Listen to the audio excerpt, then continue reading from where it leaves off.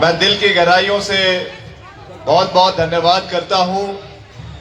और आज जो एक बहुत ही खास पर्व है, डॉक्टर भीमराव अंबेडकर जी की जयंती पर हम सब यहाँ पर एकत्रित हुए हैं। उनके द्वारा जो दिखाया हुआ रास्ता है देश हित के लिए, प्रदेश हित के लिए, उस पे आगे बढ़ने के लिए हम सब प्रेरित हैं। आज जो संविधान हमारे देश का है उसको मजबूत करना, बचा कर रखना और उसके माध्यम से हमारे समाज के हर तबके का विकास कार्य करना, ये हमारा दायित्व बनता है। आज उनको याद करने के लिए हम सब यहाँ पर इकट्ठे हुए हैं। मैं आप सबका धन्यवाद करता हूँ। ज़्यादा लंबा समय नहीं लूँगा, थोड़ा मौसम भी खराब है और सब लोगों ने वापस भी अपने अपने घरों को जाना है। मेरा सबसे थोड़ा निवेदन रहेगा कि 2 मिनट की मैं बात करूँगा, थोड़ा सा संयम रखें और हमारी बात को थोड़ा ध्यान से सुने, ताकि आपका आशीर्वाद हम लें। आपकी आवाज़ और आपकी ताकत के माध्यम से जो एक नया अध्याय इस क्षेत्र के भविष्य में लिखा जा रहा है, उसमें आप सबका आशीर्वाद हो, आपका सहयोग हो, आपका समर्थन हो। इस सोच से हमें आगे बढ़ना है। इस उपलक्ष्य में हमारे बीच में रामपुर के माननीय विधायक और जो हमारे प्रदेश सरकार में 7वें वित्त आयोग के चेयरमैन हैं श्री नंदलाल जी, हमारे रामपुर के रोडू के माननीय विधायक, हमारे प्रदेश सरकार में चीफ पार्लियामेंट्री सेक्रेटरी आदरणीय श्री मोहनलाल ब्राक्टा जी, आदरणीय श्रीमती चंद्रप्रभा नेगी जी जो हमारी जिला परिषद की चेयरपर्सन हैं, अतुल शर्मा जी जो हमारे ब्लॉक कांग्रेस के अध्यक्ष हैं, आदरणीय सतीश वर्मा जी जो हमारे ब्लॉक कांग्रेस रामपुर के अध्यक्ष हैं, देश रतन शर्मा जी जो हमारे महासचिव हैं, बिहारी सेवगी जी जो हमारे इंटक के वाइस प्रेसिडेंट हैं, चुन्नी लाल जी जो हमारे एससी कॉरपोरेशन के डिपार्टमेंट के अध्यक्ष हैं, गंगा सिंह मेहता जी, यशपाल सोनी जी, देवी सिंह जिष्टू जी, जगत भंडारी जी, बिमला शर्मा जी, त्रिलोक बलूनी जी, हुकुमचंद जी, आशीष कैद जी जो हमारे बीडीसी के चेयरपर्सन है रामपुर के, रीता दिमान जी जो हमारी बीडीसी ननखरी की चेयरपर्सन है, प्रीति कश्यप जी जो हमारी एमसी रामपुर की अध्यक्षा है, भूपेश दिमान जी हमारे बीच में, हमारे पूर्व में एचएएस रहे हैं श्री घनश्याम जी, ये भी हमारे बीच में है, मैं इनका भी धन्यवाद करता हूं। और हमारे frontal organisations DD Kashyap ji जो हमारे वाइस चेयरमैन हैं एससी डिपार्टमेंट के, श्रीमती राज कांता जी, श्री बागचंद जी, डीडी कश्यप जी, तेजू राम जी, किंदू राम जी, ब्रजेश बिश जी, जसविंदर सिंह जस्सी जी, प्रिंस शर्मा जी, पवन चौहान जी, तरुण कैद जी, राहुल सोनी जी और सभी हमारे अलग अलग पंचायतों के प्रधानगण, उप प्रधानगण, महिला मंडल जो समस्त यहाँ पर आई हैं। एक जोरदार ताली आप अपने लिए बजाएं, सारी महिला मातृ शक्ति के लिए। आज आप यहाँ पर आई हैं, मैं आप सबका दिल की गहराइयों से मातृशक्ति का बहुत बहुत धन्यवाद करता हूँ। हमारे सभी युवा साथी, बुजुर्गवान जो यहाँ पर आए हैं, बहुत लोग आज नहीं भी आ पाए क्योंकि एक बहुत छोटे अंतरकाल के अंदर इस कार्यक्रम को आयोजित करने का जो है वो हमने निर्णय लिया, मगर आने वाले समय में हम एक विस्तृत दौरा पूरे रामपुर क्षेत्र का करेंगे, आपका आशीर्वाद प्राप्त करेंगे। मगर क्योंकि समय का भी थोड़ा अभाव रहेगा, आप जानते हैं कि इस बारी कांग्रेस पार्टी ने मुझे ये आशीर्वाद दिया है, हमारे केंद्रीय नेतृत्व ने, हमारे पार्टी के आदरणीय अध्यक्ष मल्लिकार्जुन खड़गे जी ने, हमारे प्रदेश के माननीय मुख्यमंत्री आदरणीय ठाकुर सुखविंदर सिंह सुक्खू ने, हमारी पार्टी की अध्यक्षा श्रीमती प्रतिभा सिंह जी जो हमारी वर्तमान में सांसद भी है, और सब लोगों ने ये हमसे आग्रह किया, हमें आदेश दिया कि आपने इस बार मंडी संसदीय क्षेत्र से जो है वो चुनाव लड़ना है। वैसे तो आप सबके आशीर्वाद के साथ प्रदेश की जनता के आशीर्वाद के साथ और खास करके जो मेरा निर्वाचन क्षेत्र है शिमला ग्रामीण, जहां से मुझे दूसरी बार विधायक चुना गया, एक बहुत बड़े मार्जिन के साथ उन लोगों ने वहां से जिताया और एक नई सोच के साथ एक नई जिम्मेवारी सरकार के अंदर दी। और उसमें हमने अपने 14 महीने के कार्यकाल में मैंने हमेशा जो राजा वीरभद्र सिंह जी ने, स्वर्गीय राजा वीरभद्र सिंह जी ने जो हमें एक हमेशा सीख दी, जो एक उन्होंने हमेशा मुझे ये बात कही कि आपने अपने राजनीतिक जीवन में कभी भी, चाहे विपक्ष में है, चाहे सत्ता में है, चाहे विपक्ष में है, हमेशा सही का समर्थन और गलत का विरोध करना है और विकास कार्यों को पूरे प्रदेश के अंदर समानता के साथ पूरे प्रदेश के अंदर पूरा करना है। आज मुझे खुशी है इस बात की कि अपने 14 महीने के कार्यकाल में, सरकार के कार्यकाल में, हमने उस चीज को प्रदेश के अंदर पूरी मजबूती से करने का हर संभव प्रयास किया। थोड़ा दुख की बात यह है कि जैसे ही हमारी सरकार बनी उसके बाद जो वित्तीय परिस्थिति हमारे सरकार की थी, प्रदेश की थी, उसकी वजह से जितनी मजबूती से हम कार्य प्रदेश के अंदर करना चाहते थे, जो हमने लक्ष्य अपने लिए सिद्ध किए थे, उनको हम करने में कठिनाइयां आई, मुश्किलात आई, मगर हम कभी भी अपने लक्ष्य को प्राप्त करने के लिए, जो हमने टारगेट अपने लिए सेट करे हैं, उसको प्राप्त करने के लिए कभी भी हम अपने रास्ते से डगमगाए नहीं। हमने हमेशा दलगत राजनीति से ऊपर उठकर विकास कार्य करने का प्रयास किया। आपदा का समय प्रदेश के अंदर आया, बहुत दुख हुआ हमें ये देखते हुए कि करीबन 300 साढ़े 300 लोगों की जानें प्रदेश के अंदर गई। उसके बावजूद हमने दिन रात पूरे प्रदेश के अंदर, चाहे वो कुल्लू है, मंडी है, मनाली है, आपके सिराज का इलाका है, आउटर सिराज का इलाका है, रामपुर का इलाका है, ननकरी का इलाका है, जब ये आपदा के दौर में इतना नुकसान पूरे प्रदेश का हुआ तो हम दिन रात मुख्यमंत्री जी के सहयोग के साथ लगे रहे।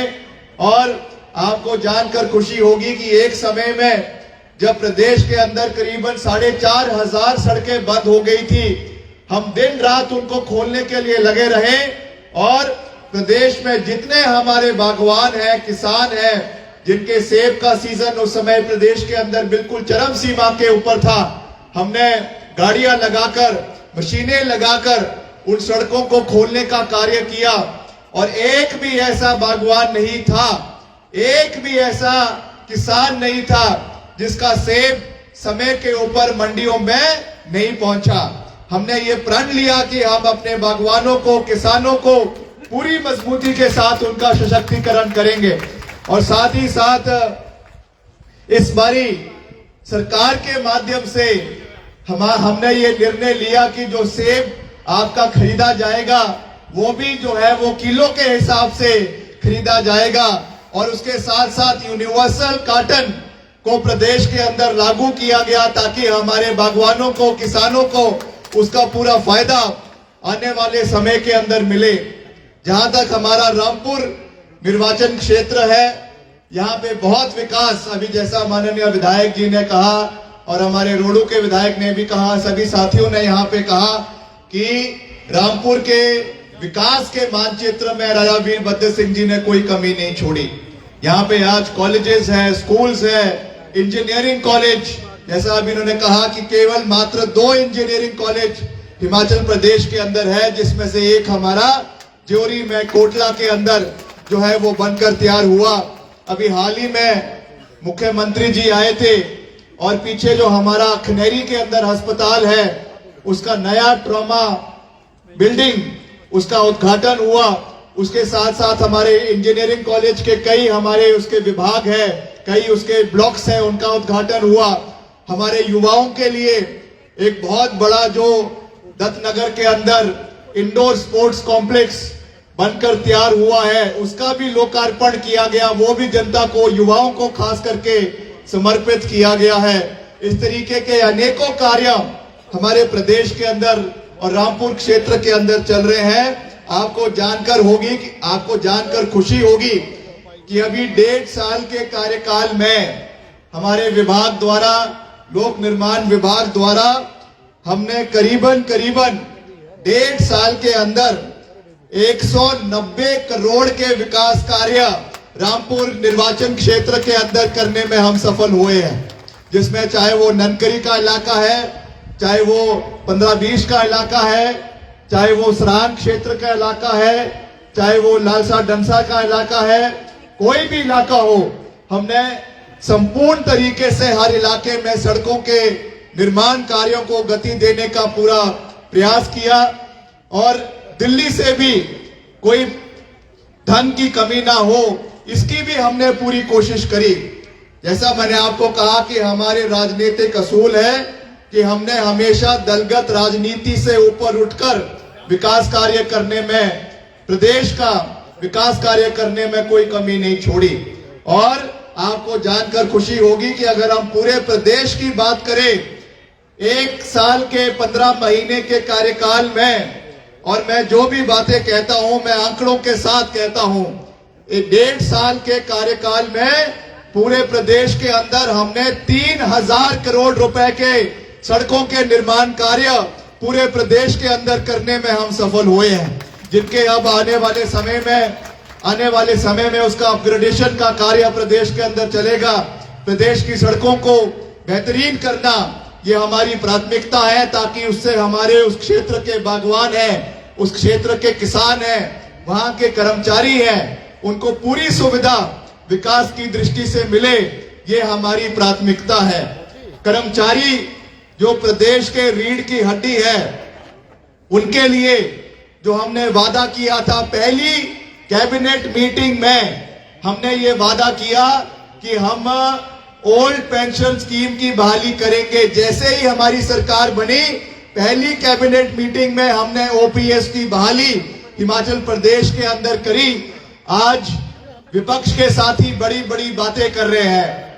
आज जो मंडी संसदीय क्षेत्र से भाजपा की माननीय प्रत्याशी हैं, हम उनका बहुत मान सम्मान करते हैं, मगर मेरी उनको ये सलाह रहेगी, मेरे को छोटा भाई बोल रही थी, मेरी उनको ये सलाह रहेगी कि जब आप बोलती है मन से, तो कृपया करके जो आंकड़े हैं, हिमाचल की परिस्थितियां हैं, हिमाचल की भौगोलिक परिस्थितियां हैं, कृपया करके उनकी जानकारी पूरे तरीके से पहले प्राप्त करें, फिर मन से बोले। आपने कहा कि कर्मचारियों की पेंशन बंद कर दी। आपको जो ये आपके साथी ट्यूटर करके बोलते हैं, जो आपको लिखित रूप से आपकी स्पीच बनाकर देते हैं, आपको जानकारी नहीं है कि हिमाचल प्रदेश की पहली राज्य हिमाचल प्रदेश था जहां पर old pension scheme Congress party की सरकार ने शुरू करी। अगर आप कर्मचारियों की इतने हितैषी हैं, तो हिमाचल प्रदेश का जो 9000 करोड़ रुपए केंद्र के पास फंसा हुआ है, जो बकाया हमारे ओपीएस पेंशनर्स का है, उसको आप हिमाचल प्रदेश लाइए, तब हम आपकी बात को मानेंगे। बड़ी बड़ी बातें करने से कुछ नहीं होता है, बड़ी बड़ी बातें करने से कुछ नहीं होता है, मैं ये उनको कहना चाहूंगा। और साथ ही साथ हमारे जो पूर्व मुख्यमंत्री है, नेता प्रतिपक्ष है, आदरणीय जयराम ठाकुर जी, मैं उनका भी दिल की गहराइयों से बहुत मान सम्मान करता हूं। ठीक है, हमारे राजनीतिक मुद्दों पर जो है वो विरोध रहता है। आज वो कह रहे हैं कि प्रदेश में जो हमारे कर्मचारियों के साथ आप भेदभाव कर रहे हैं, महिलाओं की बात करते हैं कि महिलाओं को, जैसा अभी नंदलाल जी कह रहे थे कि 1500 की जो पेंशन है वो आपने नहीं दी।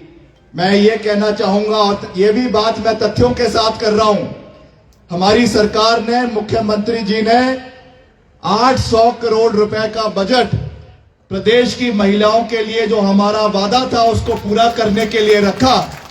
मगर यही जयराम ठाकुर जी थे, पहले तो कर्मचारियों को बोलते हैं कि पेंशन चाहिए तो चुनाव लड़ो, अब महिलाओं की पेंशन को रोकने के लिए अपने विधायकों के साथ चुनाव आयोग में गए और वहां पर जाकर ये कहा कि ये पेंशन प्रदेश की महिलाओं को नहीं मिलनी चाहिए।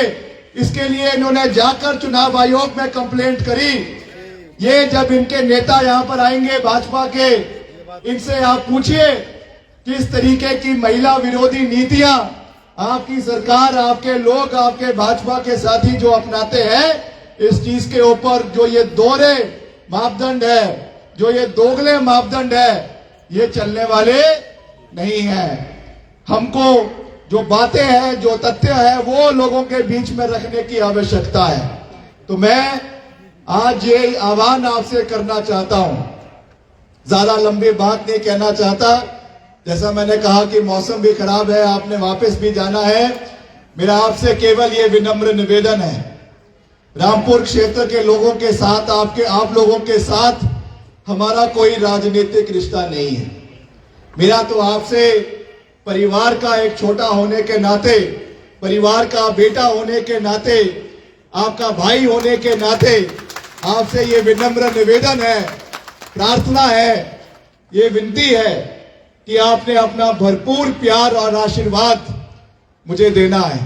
पहली बार मुझे ये मौका मिला है कि यहां से आपके क्षेत्र का प्रतिनिधित्व करने का जो सौभाग्य प्राप्त हुआ है। मैं ये चाहता हूं कि आप लोग जिस तरीके से हमने हमेशा दलगत राजनीति से ऊपर उठकर प्रदेश का, क्षेत्र का विकास करने में अपना योगदान दिया है, हो सकता है कि उसमें कुछ कमी पेशी भी रही हो, मगर आने वाले समय में उसको हमें बड़े स्तर पर केंद्र के समक्ष उठाने की आवश्यकता है, दिल्ली में उठाने की आवश्यकता है।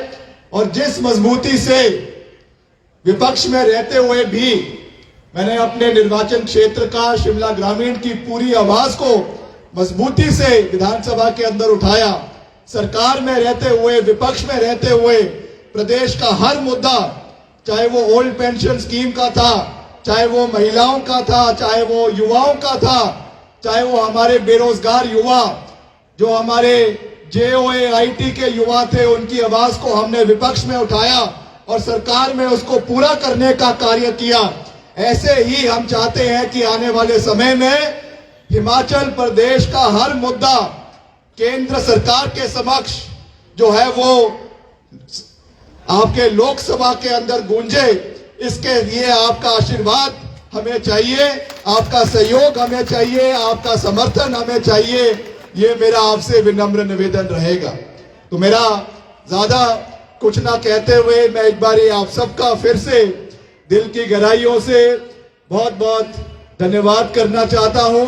आप जानते हैं कि मंडी संसदीय क्षेत्र एक बहुत बड़ा इलाका है जिसमें 17 विधानसभा हल्के आते हैं, बहुत सा जनजातीय क्षेत्र भी है।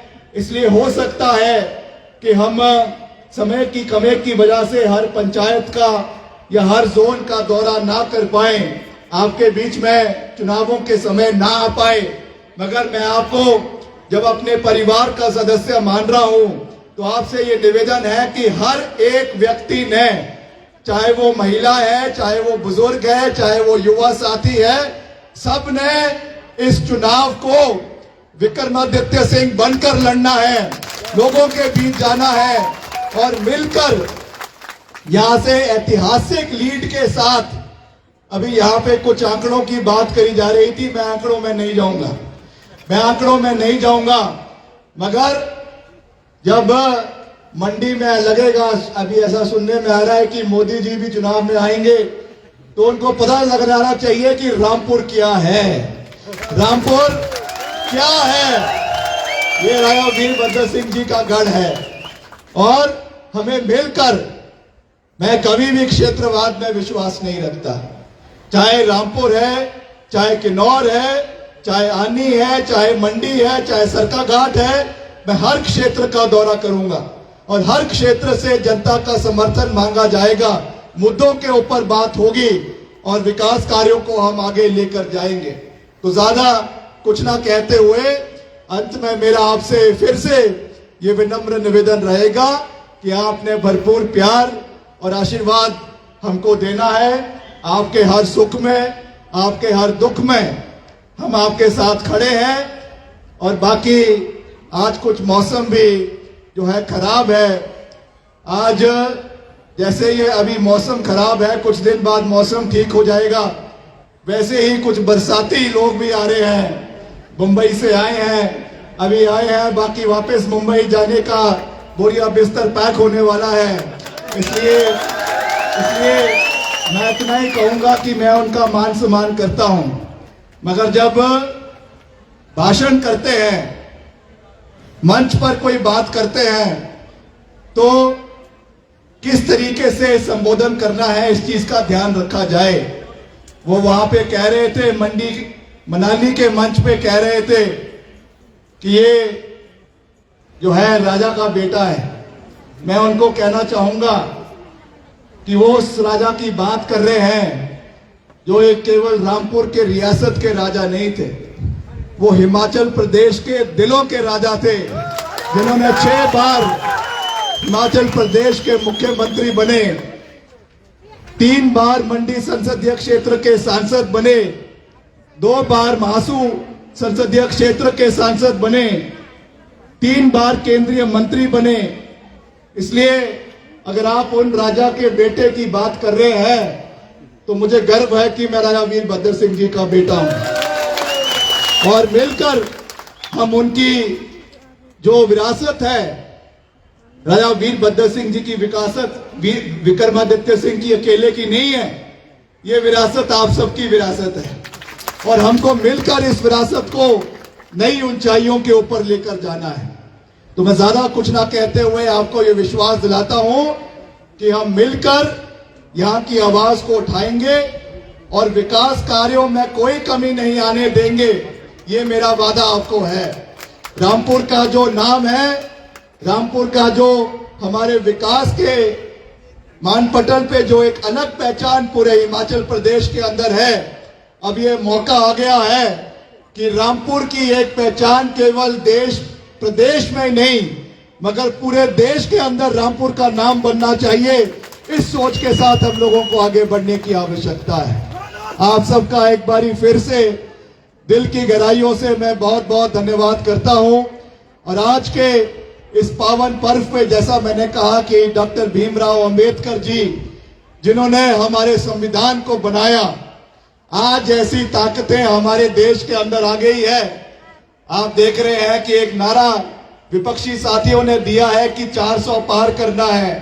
वो 400 पार ऐसे नहीं उन्होंने करना है, उसके पीछे एक संयोजित साजिश है कि आने वाले समय में लोकतंत्र को ही खत्म कर देना है, आने वाले समय में चुनाव ही ना हो, इस तरीके की एक प्रक्रिया देश के अंदर बनाई जाने का एक षड्यंत्र रचा जा रहा है। आज जिस तरीके से हमारी लोकतांत्रिक ताकतें, इनको खत्म किया जा रहा है, इनकम टैक्स के माध्यम से, ईडी के माध्यम से, सीबीआई के माध्यम से, जो कोई बोलने की कोशिश करता है, जो कोई अपने लोगों की आवाज उठाता है, उसको उठाकर जेल के अंदर डाल दिया जाता है। पहली बार देश में, देश के इतिहास में ये हुआ कि दो मुख्यमंत्री जो मुख्यमंत्री के पद पे बैठे हुए हैं, आज उनको जेल के सलाखों के पीछे डाल दिया गया है। ये हमारे लिए शर्म की बात है। और आज कई लोग कहते हैं कि आजादी 2014 में हमको मिली। अरे हमारे नेताओं की सम्मान नहीं करना है तो मत करो। कम से कम आपके जो श्रद्धेय अटल बिहारी वाजपेयी जी जो प्रधानमंत्री रहे, 6 साल तक देश के प्रधानमंत्री रहे, कम से कम उनका तो सम्मान करो। कम से कम उनको तो याद करो कि उनके समय में जो परमाणु हमारा न्यूक्लियर टेस्ट हुआ, जिसकी वजह से भारतवर्ष जो है एक न्यूक्लियर पावर बना, कम से कम उनको तो याद करो। आज जिस तरीके से एक अंधभक्ति की सोच देश के अंदर चली हुई है, आज जिस तरीके से एक नया अध्याय लिखने की कोशिश करी जा रही है, ये मैं समझता हूं कि बहुत दुर्भाग्यपूर्ण है। हमको मिलकर अपने लोकतंत्र की जो हत्या आज हो रही है उसका बचाव भी करना है, विकास कार्यों को भी आगे लेकर जाना है, महिला सशक्तिकरण भी करना है और जो शोषण हमारे तबके, हर तबके के लोगों का हो रहा है, खास करके जो अनुसूचित जाति के लोगों का करवाया जा रहा है, उनकी आवाज को भी हमें मजबूत करना है। इसलिए मिलकर हमें इस लड़ाई को लड़ना है और आगे बढ़ना है। आप सबका एक बारी मैं फिर से दिल की गहराइयों से बहुत बहुत धन्यवाद करता हूं, आभार प्रकट करता हूं। और अंत में ये जो लोग कहते हैं कि कांग्रेस पार्टी जो है वो हिंदू विरोधी है, ये एक नया आजकल प्रोपेगेंडा चलाया हुआ है कि कांग्रेस पार्टी हिंदू विरोधी है। वो ये भूल गए हैं कि हिमाचल प्रदेश पहला राज्य था देश के अंदर जहां पे धर्मांतरण का कानून अगर किसी सरकार ने लेकर आया तो स्वर्गीय राजा वीरभद्र सिंह जी जब मुख्यमंत्री थे उस समय धर्मांतरण का कानून हिमाचल के अंदर लाया गया। वो ये भूल रहे हैं कि अगर हमारे कितने देवी देवताओं के मंदिर के जीर्णोद्धार के लिए अगर पैसा दिया गया तो स्वर्गीय राजा वीरभद्र सिंह जी ने, कांग्रेस पार्टी की सरकार ने दिया। मंडी के अंदर अगर देव सदन का निर्माण हुआ तो राजा वीरभद्र सिंह जी ने और कांग्रेस पार्टी ने करवाया। कुल्लू के अंदर अगर देव सदन का निर्माण हुआ तो कांग्रेस पार्टी की सरकार ने करवाया। जो कुल्लू का ऐतिहासिक दशहरे का मेला होता है जिसमें सैकड़ों हमारे देवी देवता आते हैं, उनके लिए और उनके लोगों के लिए अगर नजराने की प्रथा किसी ने शुरू करी और उसको बढ़ाने का कार्य किसी ने किया तो कांग्रेस पार्टी ने और राजा वीरभद्र सिंह जी ने किया है। इसलिए ये लोग हमें हिंदुत्व का पाठ ना पढ़ाए। ये लोग हमें जो है ये कहते हैं कि हिंदू विरोधी है। हमें भाजपा से कोई सर्टिफिकेट लेने की आवश्यकता नहीं है। हम उतने ही हिंदू हैं और इनसे ज्यादा हिंदू हैं, ये बात मैं आपको पूरी मजबूती के साथ कह सकता हूं। तो ज्यादा कुछ ना कहते हुए आप सबका एक बारी फिर से दिल की गहराइयों से बहुत बहुत धन्यवाद। एक नारा मैं दूंगा, आप सबने दोनों हाथ खड़ा करके समर्थन करना है। भारत माता की, भारत माता की, वंदे वंदे वंदे। Congress party, Congress party, Congress party. जय हिंद, जय हिमाचल।